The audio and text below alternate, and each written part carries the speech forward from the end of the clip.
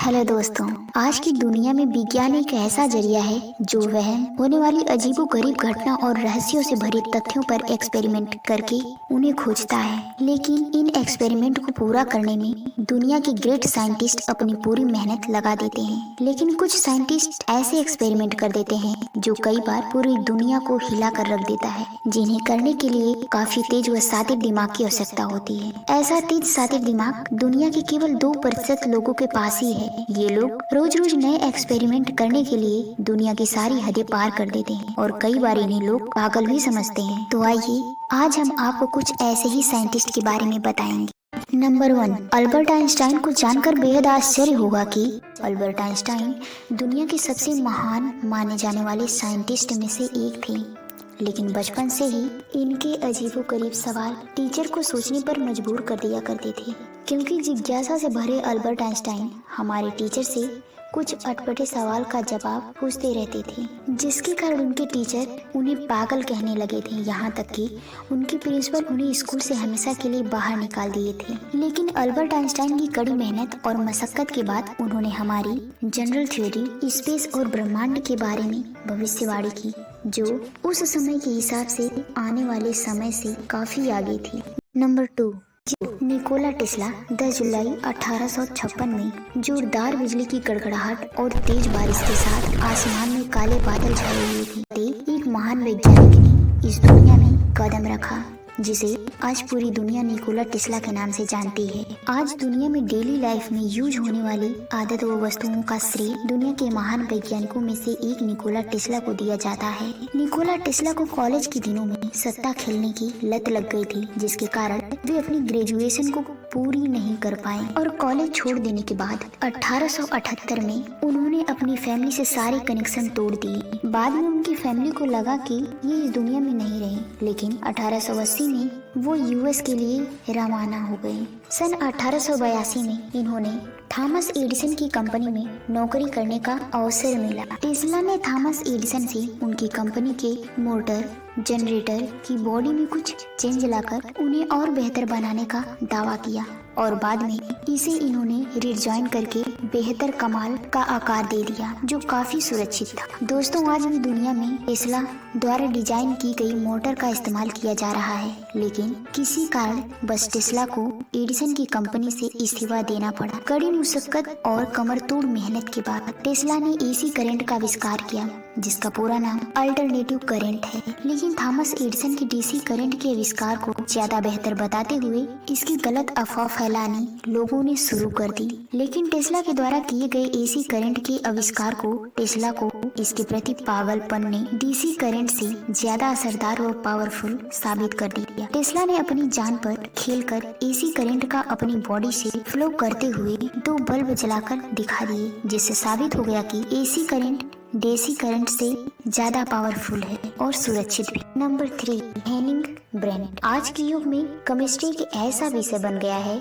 जिसे समझ पाना हर किसी के बस की बात नहीं है, लेकिन पुराने समय में केमिकल के अंदर कई तरह की चीजों को मिलाकर कुछ नई चीजों का आविष्कार कर देने के कारण एल्केन को जादूगर कहा जाता था। जर्मन के जाने माने एल्केनिस्ट हेनिंग ब्रेंट, जिन्हें पूरी दुनिया मेड साइंटिस्ट के नाम से जानती है, ये कई वर्षों तक मेहनत करने के बाद 1669 में उन्हें पक्का यकीन हो गया था कि कुछ केमिकल को आपस में मिलाकर सोना यानी गोल्ड का आविष्कार किया जा सकता है। इसीलिए इन्होंने अपने फ्रेंड और वाइफ के साथ मिलकर कड़ी मुशक्कत के बाद 5700 लीटर यूरेन को इकट्ठा किया, क्योंकि उनका मानना था कि पुराने यूरेन और सोने का कलर सिमिलर होने के कारण यूरेन में सोने का अंश खोजे जा सकते हैं। इसलिए इन्होंने यूरेन को उबालना शुरू कर दिया। लेकिन यूरेन को उबालकर लिक्विड खत्म हो जाने के बाद जो पाउडर बचा वो अंधेरे में चमकने के साथ साथ उसने उबलते हुए पानी में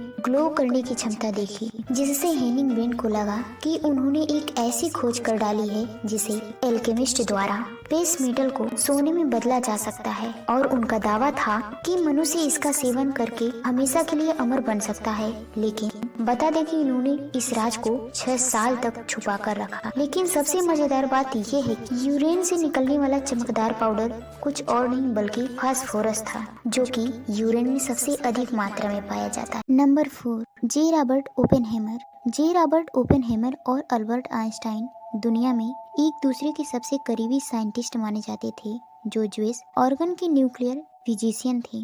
इन दोनों ने एक साथ आइटम बम के प्रोजेक्ट पर काम करके उसे आगे बढ़ाया था। लेकिन जब बाद में आइटम बम से होने वाली भयंकर तबाही के बारे में अंदाजा लगाया तो इन दोनों ने इस पर काम करने से साफ मना कर दिया। बचपन में जे रॉबर्ट ओपेनहेमर के लक्षण कुछ अलग ही नजर आने लगे थे। उनके टीचर ने उनके टैलेंट को देखकर कहा था कि आने वाले समय में जे रॉबर्ट ओपेनहेमर पूरी दुनिया को हिला देंगे, और उनके द्वारा कही गई बातें आखिरकार सही हो गईं। उन्होंने यूएस गवर्नमेंट के प्रोजेक्ट पर काम करना शुरू किया, जिससे उन्हें इस प्रोजेक्ट का टीम लीडर घोषित कर दिया, जिसका नाम मैनहट्टन प्रोजेक्ट रखा गया। वर्ल्ड 2 के चलते उन्होंने 1945 में आइटम बम बना करके तैयार कर दिया था, ताकि नाजी जर्मन और जापान आइटम बम बना न लें।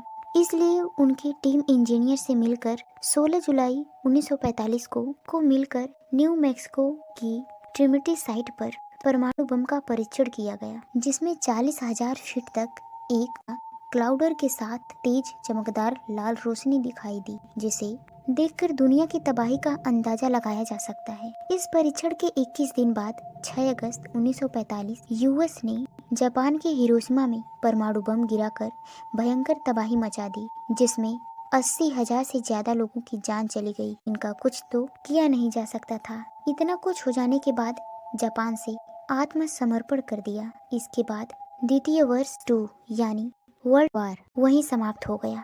नंबर 1, जैक परसेंस 1920 के दशक में अपने आप को रॉकेट साइंटिस्ट बताने वाले जैक परसेंस का मजाक उड़ने लगा था, क्योंकि आपको बता दें कि 1920 के दशक में कोई कॉलेज या यूनिवर्सिटी नहीं थी कि जो साइंस पढ़ाती थी।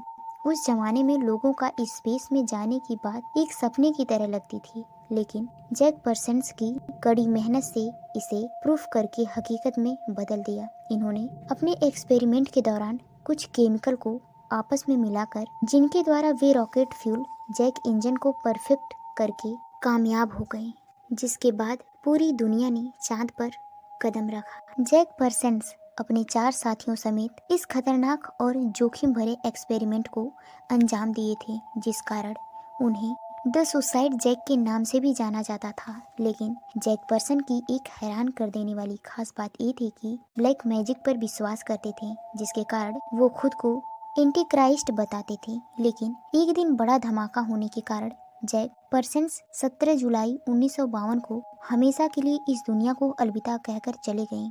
लेकिन कुछ लोगों का मानना था कि ब्लैक मैजिक के दौरान कुछ गलती के कारण धमाका हुआ, जिसके कारण उन्हें अपनी जान गंवानी पड़ी थी। तो ये थे दुनिया के महान और सन के वैज्ञानिक। आपको किस वैज्ञानिक ने सबसे ज्यादा हैरान किया, कमेंट में बता सकते हैं। So thanks for watching.